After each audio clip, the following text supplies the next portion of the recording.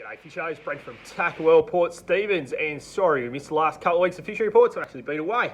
Went for a little holiday with my daughter up to the Gold Coast, had some fun, felt like a kid again, and went to the theme parks and Wet n Wild. It's great fun. Anyway, back into the fishing report. This weekend looks like a write-off. We've got southerlies all weekend, so it's looking a little bit dicey.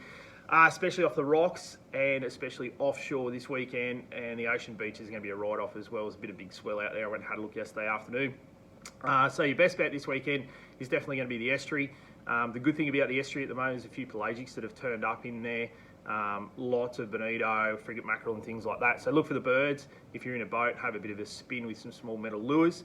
The other thing, there's been some kings down the breakwall as well, so that's good news as well. So some kingies down there. Plenty of flatties around.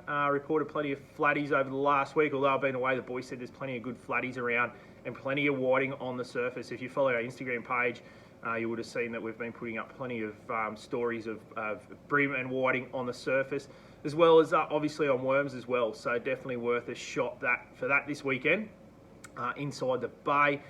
Now looking forward, I think offshore is going to fish really, really well, especially after this southerly. Everyone's waiting for a marlin bite, including me. Can't wait. Bring it on. I think the inshore is going to fire up definitely after this little bit of southerly. We'll wait and see, but it won't be until the end of next week that we'll get out, unfortunately, but I think it will happen.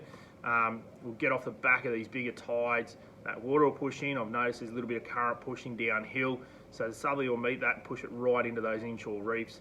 And I think you'll find that we'll see a few paddling there with this southerly, and even a striped marlin too. So after a big southerly blow like this, I can guarantee you that someone between the Gibber and the Lighthouse will hook a striped marlin, and several of them, and good ones too. So I've done it myself. So look out, be prepared. If you're fishing that 20-pound tackle on the inshore, that you hook a striped marlin, most definitely. But I think it'll be on.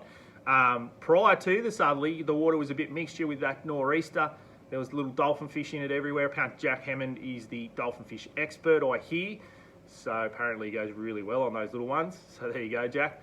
But undersized ones, unfortunately. There were some good ones out on the FAD. You're following our Instagram. We put a couple of photos up, some absolute beauties as well. So I think once that weather turns, it'll be unreal. There's plenty of good snapper, some good kings around as well on the inshore. Now the beaches fish really well. There was plenty of whiting during the week, even some good mullerways. So all in all, I think after this southerly, it'll all happen. So short and sweet report this week. But like I said, get ready. Once this southerly backs off, it'll be all good. Anyway, we'll talk next week.